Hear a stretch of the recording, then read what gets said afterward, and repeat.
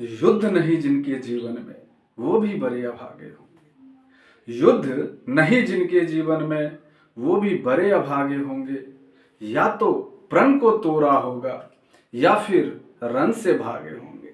नमस्कार, प्रणाम, सत श्री अकाल। मैं अखिलेश झा अपने इस चैनल IITN फिजिक्स में आप तमाम छात्रों का हार्दिक अभिनंदन करता हूं। आशा करता हूं कि आप लोग जम के मेहनत कर रहे होंगे। IIT एडवांस लेवल का जम के मेहनत कर रहे होंगे और जिनका इस बार IIT GMAIN नहीं हो पाया है वो इस बार GMAIN का भी जी तोड़ भरपूर प्रयास कर रहे होंगे और निश्चित रूप से करना भी चाहिए, क्योंकि मेहनत का कोई विकल्प ही नहीं मौजूद। कोई विकल्प नहीं है, कोई शॉर्टकट तरीका नहीं है। निश्चित रूप से जम के मेहनत करना ही पड़ेगा। अगर कोई बोल दे कि IIT में भेजने के लिए एकदम शॉर्टकट तरीका मेरे पास है तो समझ लो कि वो झूठ बोल रहा है, क्योंकि पढ़ना ही पड़ेगा। अगर शॉर्टकट तरीका कुछ होता तो सारे लोग IITN बन जाते हैं ना, लेकिन नहीं बन पाते हैं ना, कुछ लोग ही IITN बन पाते हैं। तो इस वजह से आपको मेहनत तो करना ही पड़ेगा। हाँ, इसका शॉर्ट मेथड, क्वेश्चन का शॉर्ट मेथड हो सकता है निश्चित रूप से, और वो हम शॉर्ट मेथड बताएंगे कि कोई भी बड़े क्वेश्चन को इजीली शॉर्ट में कैसे सोल्व करते हैं। देखिएगा, ये क्वेश्चन IIT GMAIN का पूछा हुआ क्वेश्चन है। IIT में पूछा गया है GMAIN के एग्जाम में, और वो भी कब पूछा गया है? 23 जनवरी 2025 को। मतलब ये जो 2025 है उस 2025 के 23 जनवरी को पूछा गया क्वेश्चन है। 23 जनवरी को। देखिएगा क्वेश्चन क्या कह रहा है। क्वेश्चन कह रहा है कि ball having kinetic energy K is projected at an angle of 60 degree from the horizontal. What will be the kinetic energy of ball at the highest point of its flight? कह रहा है कि एक ball having kinetic energy is projected at an angle of 60 degree. अब समझिए, हम पहले ही आपको बता चुके हैं, एक चीज समझना बारीकी से। कह रहा है कि ये ball having kinetic energy is projected at an angle of 60 degree. अगर कोई बॉल हम अपने हाथ में लिए, क्वेश्चन को समझ लेना अच्छे से, और उस बॉल को 60 डिग्री एंगल पर, अब बात समझ रहे हैं, प्रोजेक्ट करते हैं, फेंकते हैं उसको, तो सबसे पहले समझ लेना है कि जिस समय बॉल मेरे हैंड से छूटा वहां पर में काइनेटिक एनर्जी मैक्सिमम होगा। क्या होगा? काइनेटिक एनर्जी मैक्सिमम होगा, लेकिन पोटेंशियल एनर्जी क्या होगा? वहां पर जीरो होगा। काइनेटिक एनर्जी मैक्सिमम होगा और पोटेंशियल एनर्जी जीरो होगा। और जब बॉल अपने मैक्सिमम हाइट पर पहुंच जाएगी, उस मैक्सिमम हाइट पर पहुंच जाने के बाद, एकदम मैक्सिमम हाइट के, अब इस जगह से वो ऊपर नहीं जा सकती है, उसका वेलोसिटी वहां पे जीरो हो गया, तो उस पॉइंट पे काइनेटिक एनर्जी जीरो हो जाएगा। क्या हो जाएगा? काइनेटिक एनर्जी जीरो हो जाएगा, लेकिन वहां पर पोटेंशियल एनर्जी मैक्स हो जाएगा। क्लियर है? मतलब बॉल जब हम फेंकेंगे तो फेंकते समय, हैंड से निकलते समय काइनेटिक एनर्जी मैक्स होगा और पोटेंशियल एनर्जी जीरो होगा। और जब वहां सबसे हाईएस्ट ऊंचाई पर जाकर के जब बॉल अब इस जगह से नीचे गिरना शुरू होगी तो इस पॉइंट पर क्या होगा? पोटेंशियल एनर्जी मैक्स होगा और काइनेटिक एनर्जी जीरो हो जाएगा। चलिए, इस बारीकी को आप समझ लिए। अब सबसे पहले जो क्वेश्चन कह रहा है इसको देख लेते हैं। 60 डिग्री एंगल पर प्रोजेक्ट किया गया है। चलिए, यहां पर में हम लोग देखते हैं कि इनिशियल वेलोसिटी हम लोग क्या, ऑलरेडी हम लोग इनिशियल वेलोसिटी यू ही मानते हैं, तो चलिए इनिशियल लिखते हैं हम लोग और समझते हैं इसको बारीकी से। Initial velocity, initial velocity, initial velocity क्या हो जाएगा? ऑलरेडी हम लोग इनिशियल वेलोसिटी को यू ही मानते हैं, तो इनिशियल वेलोसिटी यहां पर में यू ही हो जाएगा। अब देखिएगा, एक बात समझना है कि यहां पर में दो टर्म निकल करके आ रहा है। एक तो यहां पर में टर्म निकल करके आ रहा है कि अगर वर्टिकली हम बॉल को क्या किए, वर्टिकली बॉल को जब फेंका गया तो वहां पर में हॉरिजेंटली, वर्टिकली नहीं, पहले समझिए, वर्टिकली और हॉरिजेंटली। चूंकि यहां पे वर्टिकली क्या हो जाता है कि vertical value sine, already sine 60 हो जाएगा, √3/2 इंटू यू इनिशियल वेलोसिटी लग जाएगा। मतलब यहां पर वर्टिकल वेलोसिटी से हम लोग को कोई मतलब नहीं है, यहां पर हमेशा हॉरिजेंटल वेलोसिटी ही हम लोग यूज करेंगे। क्लियर है? और हॉरिजेंटल वेलोसिटी में क्या हो जाएगा? cos 60 का हो जाएगा, इनिशियल वेलोसिटी इंटू cos 60 हो जाएगा। सिंपल सी बात है, ठीक है ना? तो आइए देखते हैं, हम लोग इनिशियल वेलोसिटी यहाँ पे यू दे दिए हैं, तो अब हम लोग initial kinetic energy find out करते हैं। तो देखिए यहां पर क्या करते हैं, initial kinetic energy, initial kinetic energy, अब इनिशियल काइनेटिक एनर्जी यहां पर मैं दे दिया, हम लोग काइनेटिक एनर्जी का फॉर्मूला 1/2 mv² पढ़े हुए हैं। क्या पढ़े हुए हैं? 1/2 mv²।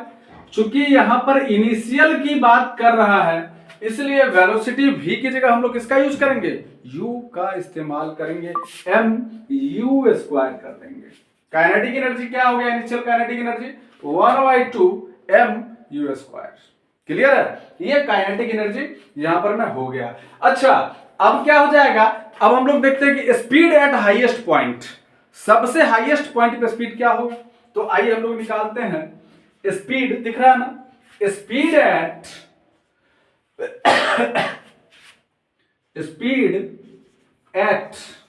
हाईएस्ट पॉइंट,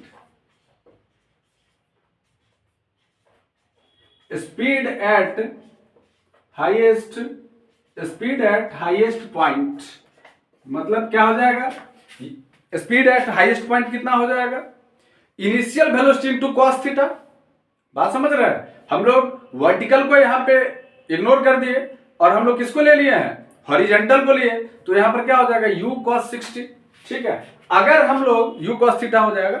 अगर हम लोग वहां पर में वर्टिकल लेते तो फिर वर्टिकल क्या हो जाता? u sin थीटा हो जाता। तो sin थीटा फिर √10⁵ हो जाता। लेकिन हम लोग किसको लिया यहां पर? वर्टिकली। तो वर्टिकली में किसको ले लिया? u cos theta. तो देखिएगा यहां पर में क्या हो जाएगा? u cos थीटा मतलब initial velocity into cos theta. अब देखिएगा, एक मिनट, हाँ, u cos थीटा हो जाएगा। तो अब समझिएगा कि u और cos थीटा क्या है? तो cos थीटा में थीटा का वैल्यू कितना है? 60 डिग्री है। u cos 60 बराबर क्या हो जाएगा? cos 60 का वैल्यू 1/2। मतलब सिंपल सी बात है, क्या निकल करके आ गया? u/2 निकल करके आ गया। मतलब v जो आ गया, मतलब वो इनिशियल वेलोसिटी जो निकल के, मतलब स्पीड एट हाईएस्ट पॉइंट पे क्या निकल के आ गया? u/2 निकल करके आ गया। अब सिंपल सी बात है, हम लोग को काइनेटिक एनर्जी फाइंड आउट कर लेना है। तो देखिएगा अब इस साइड काइनेटिक एनर्जी को फाइंड आउट करते हैं। जो जगह बचा हुआ है इस साइड काइनेटिक एनर्जी को निकालेंगे। अब काइनेटिक एनर्जी बराबर क्या पढ़े हैं? देखिएगा यहाँ पे kinetic energy equal to 1/2 mv²। तो यहां पर में mv² की जगह पे क्या हो जाएगा? u² हो जाएगा। क्लियर है? अब देखिएगा यहां पर में u² क्या है? 1/2 m। अब u देखिएगा यहां पर में क्या हो जाएगा? मतलब m तो रहेगा ही और उसकी जगह पे क्या हो जाएगा? u/2 हो जाएगा। क्लियर है? यहाँ पे u/2 फाइंड आउट हम लोग किया है ना, तो u/2 का होल स्क्वायर, तो m u/2 का होल स्क्वायर तो equal to 1/2 m u² by कितना हो गया? 4 हो गया। अच्छा, अब हम लोग इसको चाहे तो लिख सकते हैं 1/2 m u² और इंटू 1/4। ऐसा लिख सकते हैं क्या? बिल्कुल लिख सकते हैं। तो इक्वल टू क्या हो गया? 1/2 mu², मतलब ये काइनेटिक एनर्जी हो गया। तो देखिएगा काइनेटिक एनर्जी और इनटू 1/2 mu² क्या होता है? काइनेटिक एनर्जी होता है ना 1/2 mv²। यहाँ पर इनिशियल वेलोसिटी ले लिए इसलिए u दे दिए। तो अब इसको हम काइनेटिक एनर्जी लिख सकते हैं ना, और इनटू में क्या हो जाएगा? 1/4। मतलब हम लोग इक्वल टू क्या लिख सकते हैं? Kinetic energy by 4। ठीक है, और यही आंसर दिया हुआ है। आईआईटी अपने ऑप्शन में यही आंसर दिया था।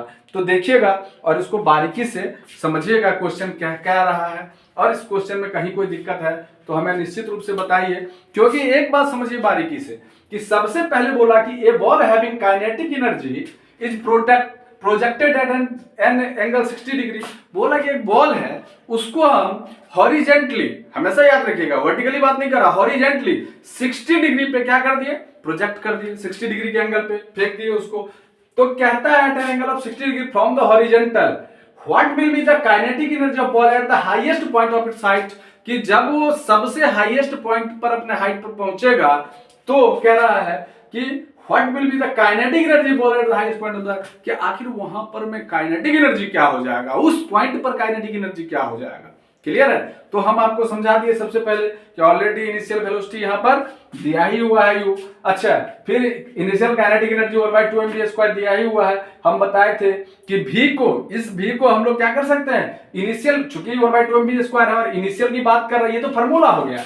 1/2 mv², ये फॉर्मूला है काइनेटिक एनर्जी का। इस v की जगह पे हम लोग इनिशियल वेलोसिटी डालेंगे तो u डाल दिए 1/2 mv² हो गया। अच्छा, स्पीड एट हाईएस्ट पॉइंट, मतलब सबसे ऊंचे वाले पॉइंट पे जो वेलोसिटी होगा वहां पर क्या होगा, तो चूंकि हॉरिजेंटली था तो इस वजह से हम लोग क्या कर लिए थे, इनिशियल वेलोसिटी और इनटू cos थीटा, तो cos थीटा ऑलरेडी यहां पर मैं कितना दे चुका है 60 डिग्री, तो हम लोग क्या कर दिए u cos 60 कर दिए।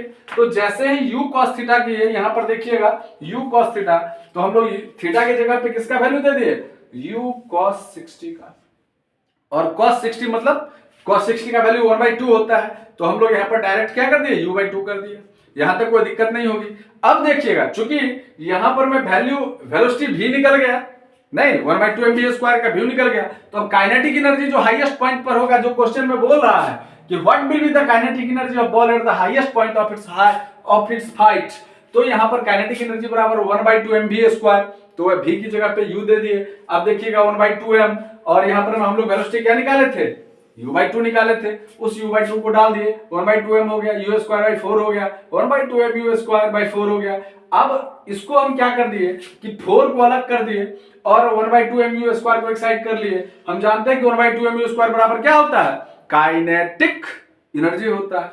अब काइनेटिक एनर्जी यहां पर हम लोग जैसे ही डाल दिए तो काइनेटिक एनर्जी हो गया बट्टे इंटू 1/4, तो काइनेटिक एनर्जी बाई 4 हो गया।